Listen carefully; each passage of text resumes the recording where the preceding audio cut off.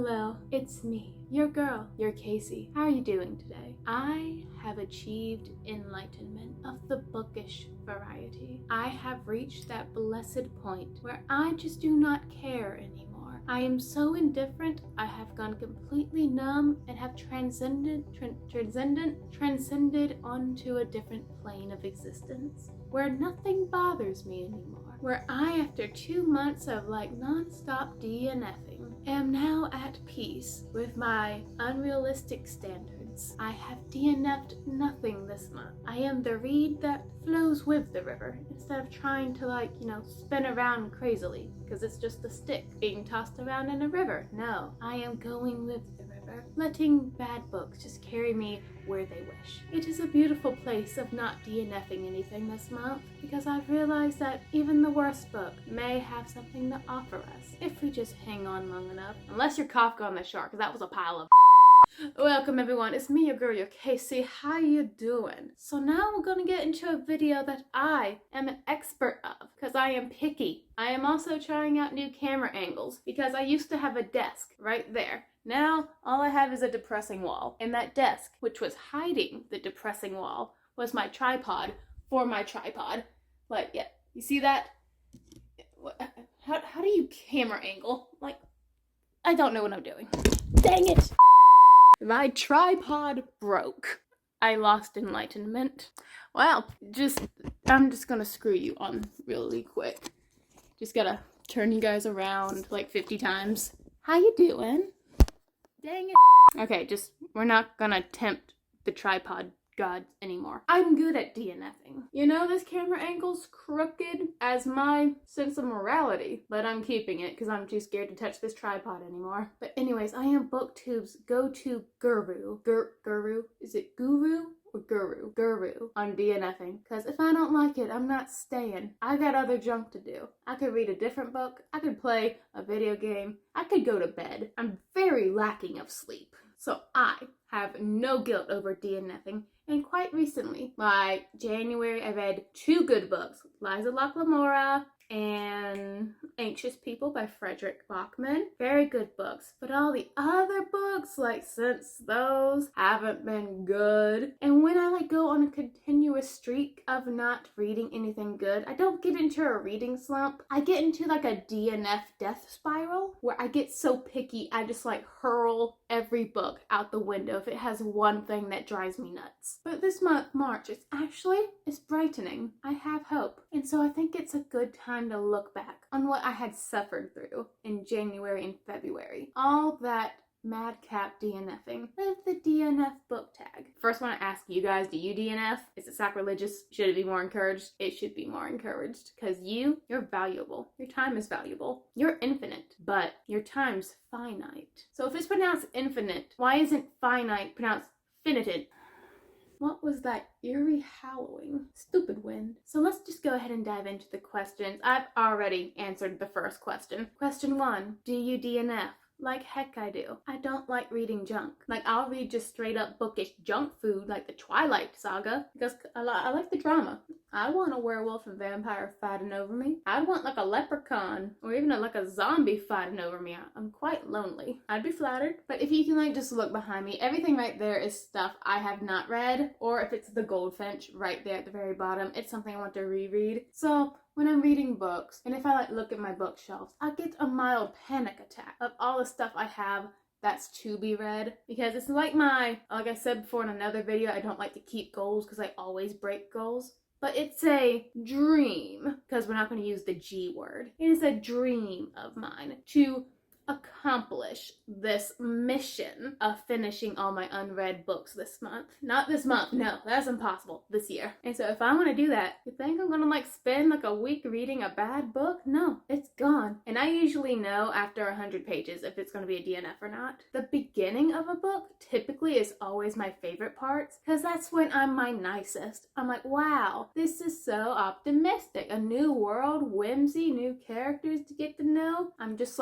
dipping my toes into the book. I'm like getting a sense of my surroundings. But then like after 100 pages, when we're starting to get to the issues, the plot, the characters, that's when I start to know if your book is a go or a no-no. Question 2, if you have a DNF, does that count as one of the books you read this month? Not really, because I'm thinking about like how I would like introduce that in a wrap up, and I'd probably say I read 5 books this month and DNF 2. It doesn't count as a read for me. It's in its own little like subcategory. I do mark it on Goodreads, but I have like a special shelf for things I DNF'd. And if it's a DNF I've DNF'd, I tried to read and I know I'm not going to revisit, I do typically give it a 1 star. Because you had one job, keep me entertained. I know it's hard. I know I'm capricious. All you have to do is give me a juicy love triangle and I'll stay. That's all I need in life. Question 3, is there a difference between DNFing and just putting the book down for a bit? Absolutely, totally. Because that's literally what I do. Sometimes I'm just not feeling a book. Sometimes I'm literally just too sick, literally, to read a book. So I just put it down and I'm like, I'll finish it another time. I did that with The Secret History by Donna Tartt. I have another book called Once Upon a River that I DNF'd many months ago. Maybe even a year. And I liked it. And I saw the good things in it, but I was just like, there's something in my brain that's just not clicking, and I know it's not the book's fault, it's me. So it's like an injustice to the book if I keep making myself read when I am interested, but just something is pulling me somewhere else. I'm either becoming a mood reader all of a sudden, which I hate being a mood reader, because then moods, they just come out of nowhere and just ruin your entire schedule. But I do put books down and say, I'll come back someday. I just don't know when. But like when I decide, yep, DNFing, do not finish, did not finish, and it's permanent, like never again. I've DNF'd books because of a weird writing style, like it was just written in a way that my brain could not process. That was actually the book I just mentioned, Once Upon a River. Like, I was liking the plot, the characters, I wanted to see where it was going, but it was written in a way that was absurdly slow. Like, I don't think this book had, like, specific, like, parts, like part 1, part 2, part 3, labels like that, but there was definitely, like, breaks in the book where we had the high action and mystery of part 1, but part 2 was, like, severely devoted to just explaining character backstories, so it's like, all the good stuff kind of went on pause for part 2. So I'll DNF for writing style, slow pacing. The main thing though is usually the characters. Like, it's usually not because they're bad, it's because they're annoying me for some reason. I don't know if I've ever DNF'd a book because I thought the plot was boring. Honestly, it's not ringing any bells. It's always usually the characters. Question 4, what popular book have I DNF'd? Ooh, I don't know if it's popular, but it was back in the day, but The Maze Runner, not my thing. Again, annoying characters. The side characters are like worshipping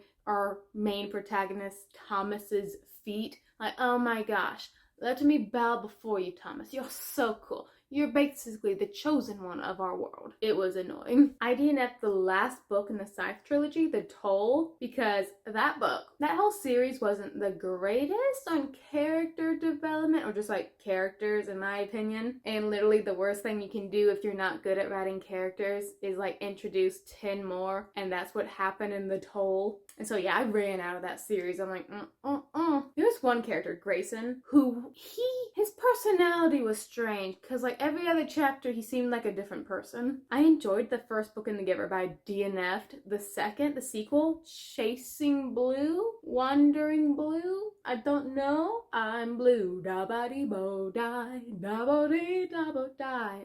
Nostalgia. I like the way it tastes. Tastes like the 2000s. But usually if something's really popular, wait, tangent. I DNF'd Crescent City, House of Earth and Blood, Blood and Bones, Bones and Earth. I don't know. It has a cool cover. But those characters. They were like cringy little 13-year-olds on Fortnite who just scream and cuss into the microphones, stuffed into adult bodies, and I'm just like, can you just chill? Bunch of whining old wine. You're just whining all over the wine fest in this book. Also, now that I think of it, the plot didn't make sense either. At least like the world building elements. It was like a blend of modern and magical. So we had like fairies talking on cell phones, why wouldn't the fairies just like construct a little scrying mirror out of some rare Peruvian crystal? That's much funner to read. And also like, we had these like demigods, I guess, going to college. This isn't Percy Jackson. It was just so weird. I'm like, You're literally an immortal wolf god. Why are you in college? Their whole like society and structure didn't make any sense to me. What was I saying before this? Oh yeah, because usually if something's so popular, I'm like, I have to see till the end why this is so cool. And that the hype, it'll latch me into a book I'm not enjoying just to say I did it. And I have taken 5 pages of notes to explain why all of y'all are wrong. Question 5. What book have I wished that I DNF'd? You know, my heart, this thing right here. It says, don't you wish you DNF'd Kafka on the Shore? I'm actually very glad that I finished Kafka on the Shore, because now no one can like say my opinion doesn't matter because I didn't read the book. No, I've absorbed this book into my soul. It has traumatized me. It has scarred the undersides of my eyelids so that when I sleep, all I see is Kafka's stupid face. I am glad I finished that book so I can warn others not to read it. I know from beginning to end, well maybe like 150 pages in to the end, it has no redeemable plot lines. Honestly, thinking about it, I can't think of a book that I wished I had DNF'd, because finishing something awful gives me a perverted sense of accomplishment and glee. Like, I have finished this awful thing, now I may scream about it. I enjoy that feeling. So I am glad that I have waded through these books, that I have suffered myself to walk in the burning trash heap that these books were, because that fire, it has only made the iron of my reading brain, I don't know. It has made my iron stronger. I am a stronger reader because of it. Or I'm just pickier now. I don't know. Question 6. Do I ever attempt to try and read again a book you DNF? Has this ever been successful to you? Let me tell you a tale about my wild card author that I sometimes love, sometimes not hate, but I'm just like, what are you doing? Leigh Bardugo. I picked up her book, Ninth House, January of 2020. I read like 100 pages of it and I hated that book. Like, I returned it to the library and I was like, oh, why'd I do that? I could have made a rant video about it, but I can't make a rant video if I just read only 100 pages. I'm gonna have to like read the whole thing. Whoop-de-doo. I was so excited. So I re-rented it from the library, read it, finished it, and I loved it. I cannot explain what happened, but I love Ninth House. So that's a success story right there. Another book I DNF'd but read eventually was Good Omens by Neil Gaiman.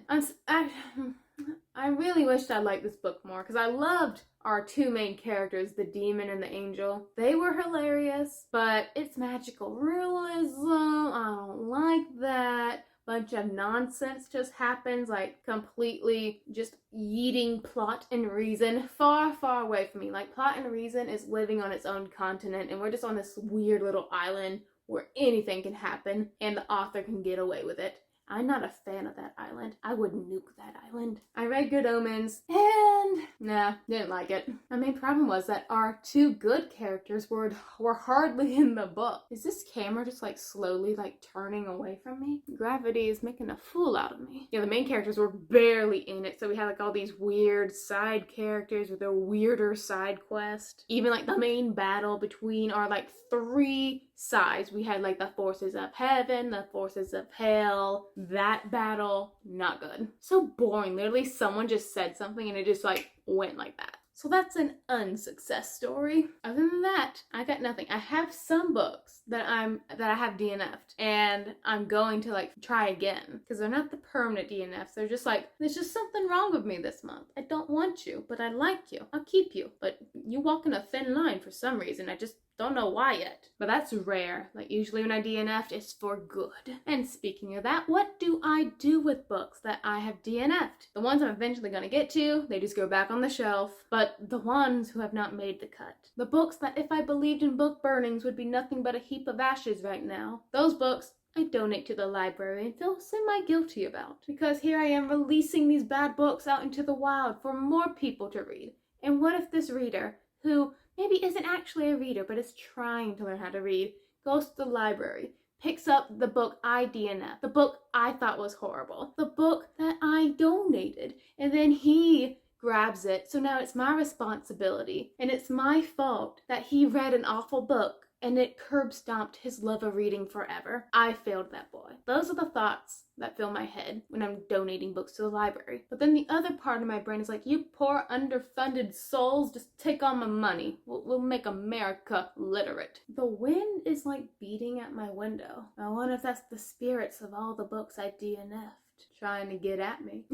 But you're weak like your pros. Come at me. Let's go ahead and wrap this tag up before the wind blows down my house. Question 8. Do you choose more or less risky titles because of your stance on DNFing? Yeah, like, I'll grab anything if it has like a good summary on the back, a good plot synopsis, good title, good cover, anything that catches my eye, I'll read it. And if I don't like it, I'll DNF it. Tell me if you think differently, but wouldn't a person who's like committed to not DNF, it makes sense that they would be less risky in the chances they take with what they pick up every month. So DNFing gives me the freedom to do whatever the heck I want when I want it. I remember when I was like younger and reading, I never DNF'd anything.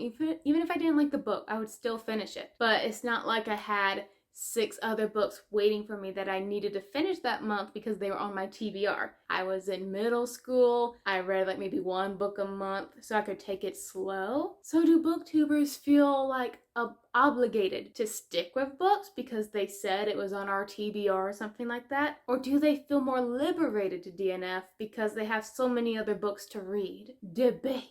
Discuss. I'm going to decline against the soft bed because I'm tired. I had a job interview today. I got a new job. Hey, more money, more books. Thank you guys so much for watching. This is dang comfy. Can we do our next video like this? It looks like I'm like laying on a psychiatrist's couch and you guys are my psychiatrist. Ask me psychiatrist questions. Ask me about my childhood. And do that little ink blot test. Because I will make every answer be eldest. Murtaugh. Murtaugh, yes. Thank you guys so much for watching. And until next time, stay reading, my friends.